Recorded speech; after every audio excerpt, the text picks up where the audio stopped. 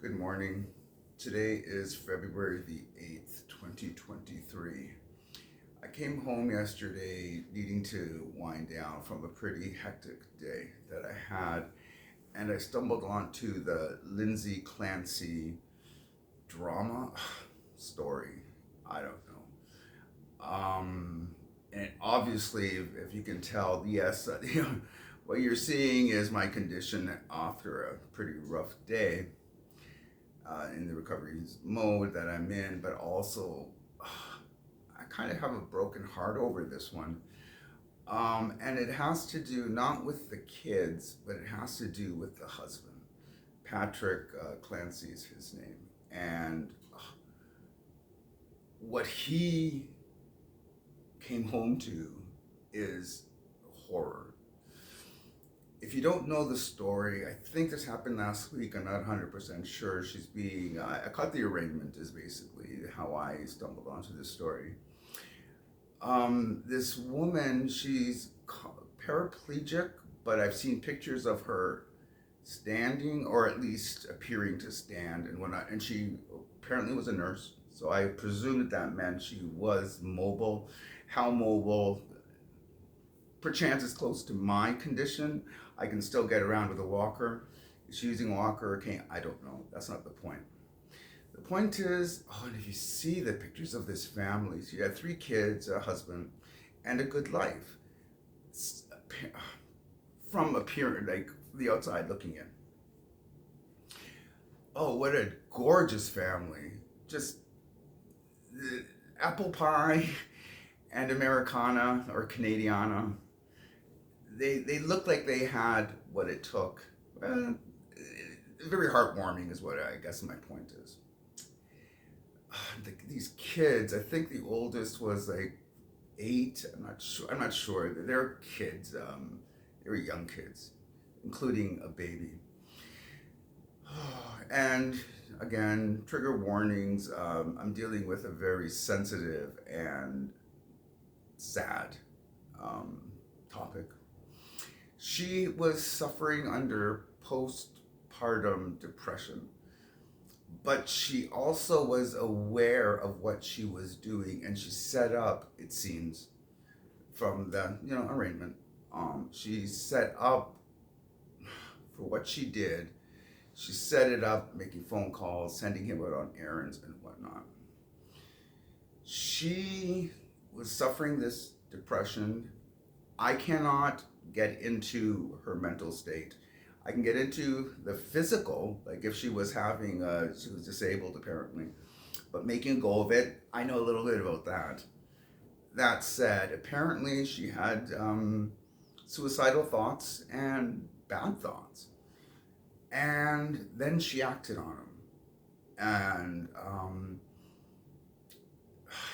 so again, I already gave you the warning, so I'm just going to say it. And it's tough to even say because, wow, she strangled her kids. And then she tried to commit suicide after the fact. The husband, Patrick, what he must have gone through. I mean, if you see the pictures of his family, what a beautiful and then if you hear any of his, by the way, I have also read some of his interviews and stuff.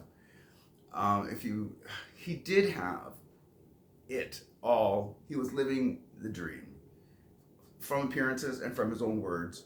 He didn't say living the dream. I'm saying he's living the dream because he was happy.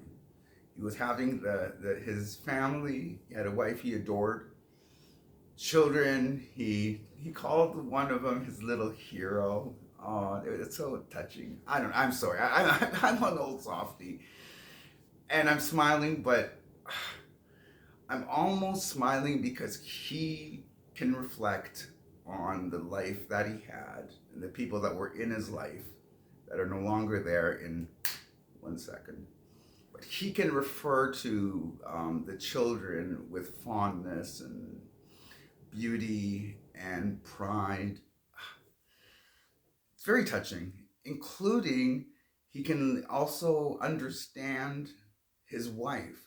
I'm not saying, of course, I'm not saying he supports what she did, but he understands, and he understands that she lost it for this moment in time. She was not thinking straight. And this, again, I cannot speak on postpartum, so I don't know exactly what that entails. But there is the, if I'm remembering her name correctly, Andrea Yates in Texas, I don't know, a decade ago. She did something similar. The difference to me is that the Andrea Yates seemed to have had this bizarre cultish religiosity to her motives, coupled with the postpartum. Sorry if I'm saying that word wrong. I'm sorry. It's the depression that some women get post giving birth, and I cannot imagine the horror poor Lindsay was going. And I do say poor Lindsay because I don't know. I'm going on his recollection of her. Okay. It's easy to hate. It's easy to be frustrated, angry, for a woman that does what she did, for anyone who does what she did, but in her circumstance. But I do take him at his word that she was suffering something that she could not control. I presume that they looked into it. They seem the type that would, sort of like me. Like if some issue comes up, I will definitely. Um, I don't mean it like look at me. I really don't mean it that way. What I mean is some people ignore psychological trauma. Others do their best to address it and to find solutions for it. That's what I meant. I think that that's what I try to do. And it strikes me that he had that mindset. She was a nurse, so I'm sure that even she had the mindset, but she lost it, as far as that goes. And again, I'm taking him at his word on her. He actually set out a bit of a plea from my read of it as to please do not hate on her. She was just lost in that moment. And I will take him on that. And I'm actually very appreciative that I'd followed up the story because originally my first instinct when I got wind of this was that anger, that disbelief, that horror. How could this happen? It can happen because some people don't address issue. I'm guessing this is just, again, just 2 cents. What do I know? But I presume that she just lost it for that moment. That said, there was a bit of planning that goes with this losing of control. So she was certainly aware of where her mindset was, what she was thinking and thinking of doing. It strikes me that she had opportunity to second guess herself, and that is the point that the prosecution is making on her. That this was deliberate, and it was deliberate. She did it. She's not saying that she didn't do it. She did try. She did the deed.